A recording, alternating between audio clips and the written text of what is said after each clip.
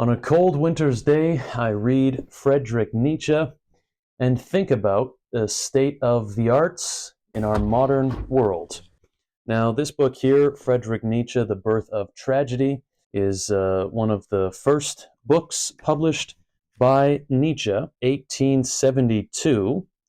And in his early writings, he was heavily influenced by Wagner, so that is Richard Wagner or Richard Wagner, who was the composer of operas mainly and other music, and still performed and understood in today's world.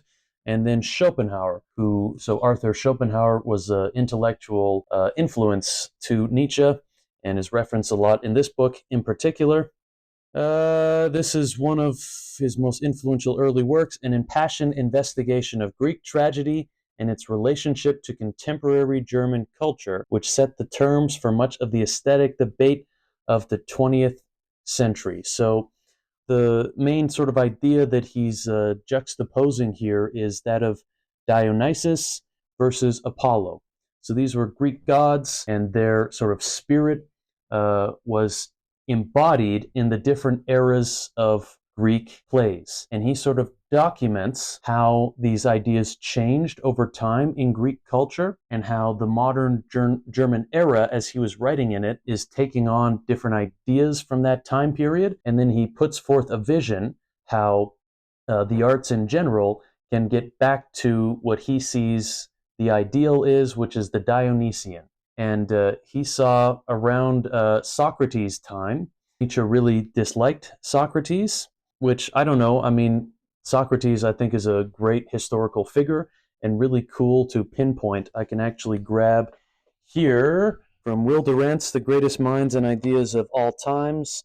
The last section is 12 vital dates in world history, and he lists the death of Socrates in 399 before Common Era as one of the most important, dates in history. And we can read through this. So when this man passed so drunk with hemlock, he poisoned himself. The age of Pericles.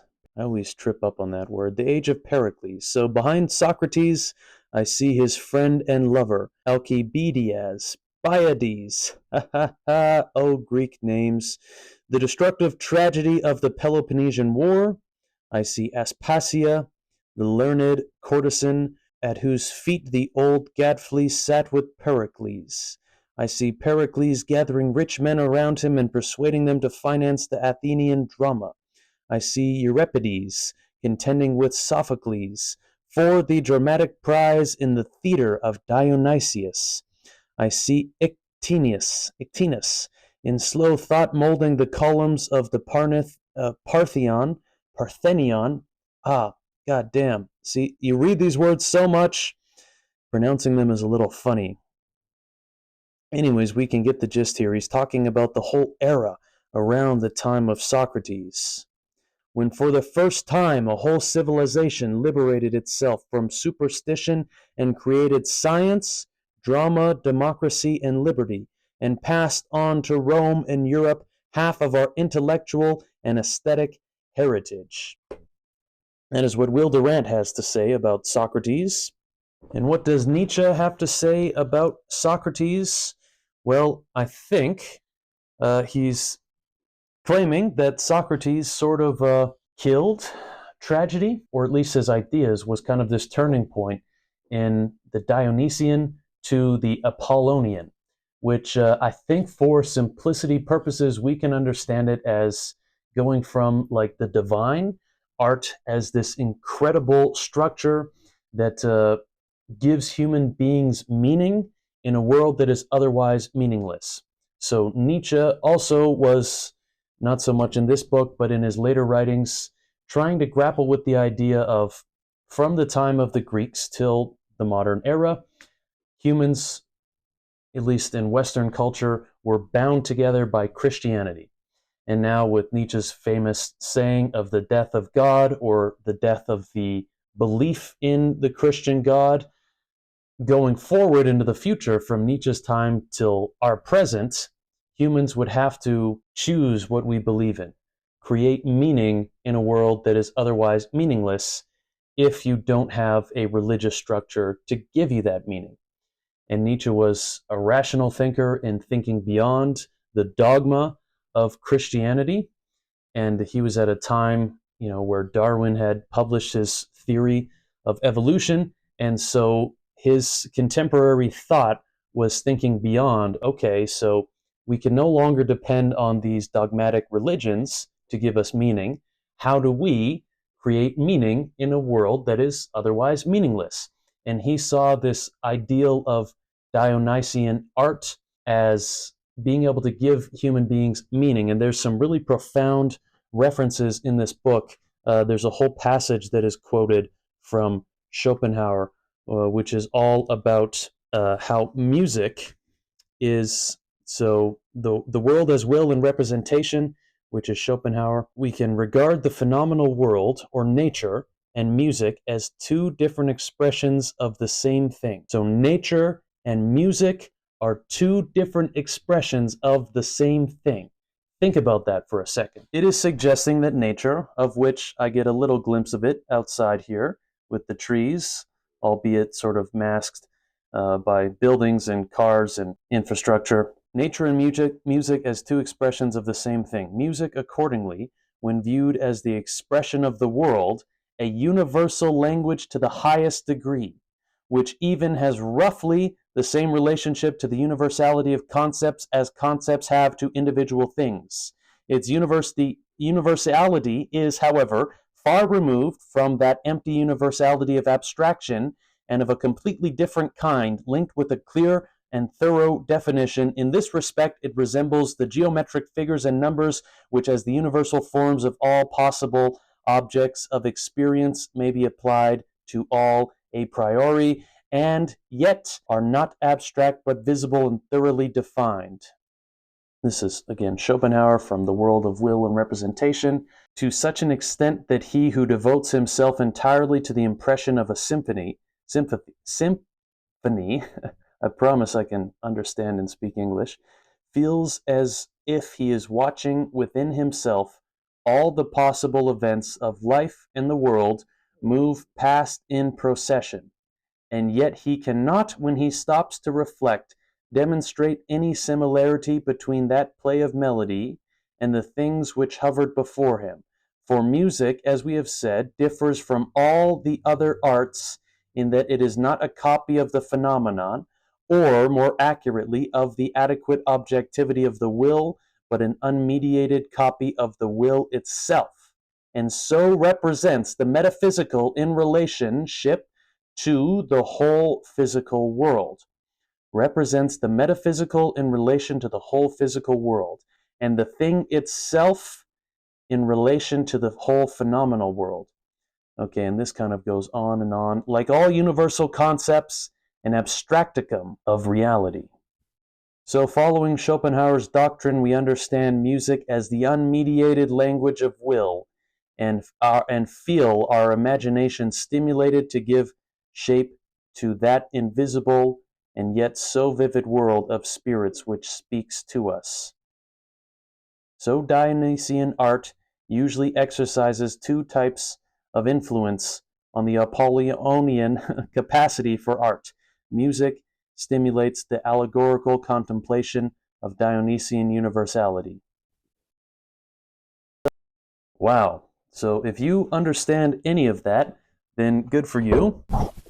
I myself struggle to put it into words when talking about it, but when reading this, I have some surprising moments where I get a tremendous amount of clarity that comes from understanding this. Like that whole passage on music, in my mind, puts into words something that I can only ever feel when I'm at the orchestra. And there is something, I oftentimes will close my eyes at the orchestra, listening to the music and hearing everything from Mahler to Beethoven occasionally, to all sorts of composers up to contemporary composers.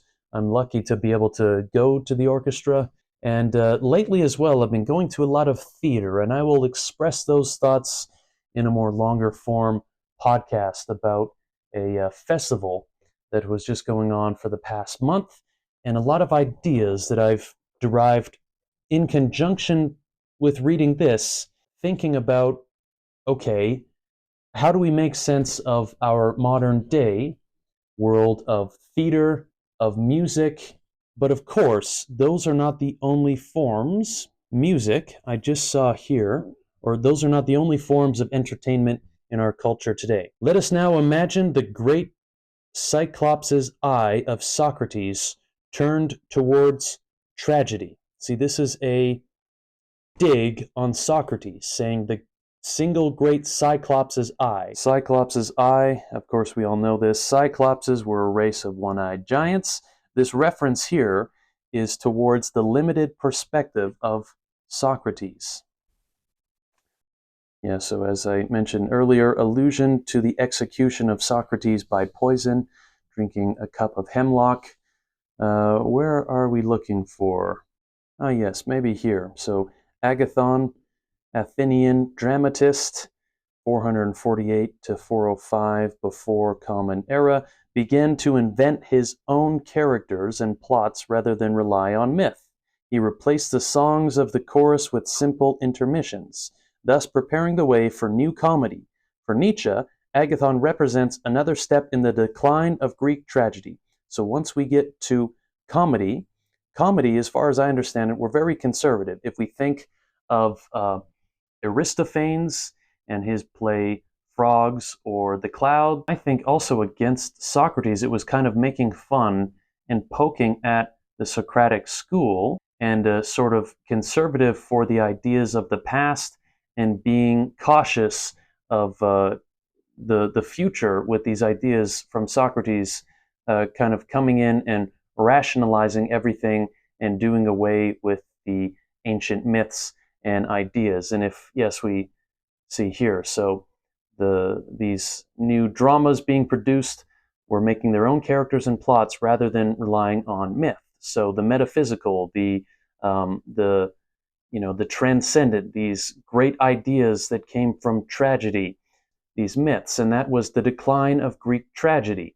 Now, I can't help but think if this is sort of the general idea that they were leaving this great Dionysian structure that was the spirit of the plays, of the theater, of the drama, the music of that time, and they were replacing it with this Apollonian, which was also influenced by Socrates, which was very just rational. It's kind of interesting because Nietzsche, on one hand, is not going to claim that people should just believe in these gods, uh, as real, but he's also seems to be making the claim that there was some metaphysical truth following the structure of ancient Greek tragedy, where it was based around these myths and these archetypal gods, and these were the characters in their plays. Whereas you then start to reduce that down to just Apollonian clarity of, like, again, creating new characters and not having so much of a grand narrative around things and the comedies of that time. And so, again, it's very, very difficult to try to put Nietzsche into words and to reference into the modern era. So it is something like this. With the decline of tragedy, it was Socrates and rationalism that killed tragedy. The rise of Socratic logic and optimism, so like believing reason can solve all problems, led to art becoming shallow and lifeless. Euripides as the turning point. His plays introduced into Greek culture a psychological realism, but leaned too heavily on reason, stripping tragedy of its Dionysian depth. And then the rise of the scientific culture, art lost its primal force. Art lost its primal force. Its primal force. So art as a representation of nature, like the Schopenhauer quote on music just earlier. Instinctual experience. So the call then. Okay, does that make sense? These things make sense when I write them down. These things kind of make sense when I read them. It's really, really difficult to try to summarize these thoughts. I guess we can get on to the call for a rebirth of tragedy. So this was then Nietzsche thinking that Wagner and other artists of that time could have a Dionysian revival. Nietzsche initially saw Wagner's operas as the return of the Dionysian in modern art. And now we can flip to the book again, and then I will summarize with my thoughts on the present. So this is a much later passage in the book, almost at the end here. All things move in a double cycle. Everything which we now call culture, education, civilization will at some stage have to appear before the infallible judge, Dionysus. So again, this is all speaking metaphorically. Nietzsche is not claiming that Dionysus is a real god and that we will have to put our culture and our entertainment before Dionysus to be judged by it. For us who stand on the watershed between two different forms of existence. So this is how Nietzsche felt in the moment of his life, standing between the two different forms of existence. The Hellenic precedent possesses the incalculable value of bearing the stamp of all these transitions and struggles in a classical didactic form. Only we, by analogy, are living through the great period of the Hellenic character in reverse. And as it were, and now, for example, to appear to be moving backwards from the Alexandrian age, so the Alexandrian age referencing the city of Alexandria, and of course the Library of Alexandria. This was like the pinnacle of knowledge, the pinnacle of sort of rational scientific thought. So we're moving backwards from that age into the age of tragedy. And so that's not to say moving backwards from scientific thought to religious thought, but rather moving backwards from being able to reduce nature down to words, reductionism, let's say, to the grandness of tragedy, the grandness of art, the great metaphysical feeling that you get from listening to a symphony. God damn it, to a symphony! Ah! No. Listening to a symphony. Holy shit, I've broken my brain. Nietzsche, you've done it. You've broken my brain. A symphony. There, I said it. And when did we need this very great teacher more than now? Whenever did we need these very greatest of teachers more than now, as we experience the rebirth of tragedy and are in danger of neither knowing where it comes from nor being able to interpret where it's going? So I'm going to end on this passage because I think this speaks volumes to our modern era. And I think from Nietzsche's time until now, we haven't necessarily seen a rebirth of tragedy. I mean, you could argue that Shakespeare brought tragedy to the world again in his plays. Nietzsche does reference Shakespeare a lot in this book here as well, but he doesn't so much put Shakespeare as bringing back tragedy. He's really looking at it more as like it has to be music on a grand scale, art on a grand scale that can give meaning to humans that science can't. And I would actually argue against this idea that now in the modern era, like we have such a diversity of entertainment, and how do you incorporate movies into this? How do you incorporate TikTok and smartphones and YouTube like what you're consuming right here, right now? We've just had this explosion of every spirit of entertainment, whether it's Dionysian or Apollonian or every other Greek god represented in some form of entertainment that we have today. It's a diversity of absolutely everything, and it's an explosion of everything all at once. Which does that mean it's everything and nothing at the same time? In terms of like the Socratic ideas, that science has destroyed tragedy, I think we're almost actually getting to a point where science is reconvening to this point where it gets so lost in the metaphysical when you get down to the smallest of ideas to the largest of ideas, from the Big Bang to string theory and what is what composes matter when you dig down to the smallest possible parts. Science now, I think, is as metaphysical and as deep as art is. I think maybe these things are not existing in opposition to each other, but they've both come together, right? When you get the most profound scientific thinker, they will admit to you that it is so weird and so strange and you can't really put your finger on it. And that's like being in the audience of a symphony, and you feel and embody this thing that no words can express. And so I think art and science in that way are one and the same. And I don't so much see the usefulness of this distinction between one or the other being at odds with each other. So that is maybe in a way how we've moved past how Nietzsche was seeing his world in the time where he wrote The Birth of Tragedy. But all in all, I would say this has been a fantastic exploration of this time period of Nietzsche's thoughts, but also, of course, going back to ancient Greece. And I haven't done this in a long time, not since school, where I was thinking about the ancient Greeks and their theater. And it's been a great reference point to have with my current explorations of the modern day theater. Again, more on that upcoming soon in a podcast. But this, I wanted to just try to express some of these ideas that come to my mind so clearly and articulate as I'm reading Nietzsche.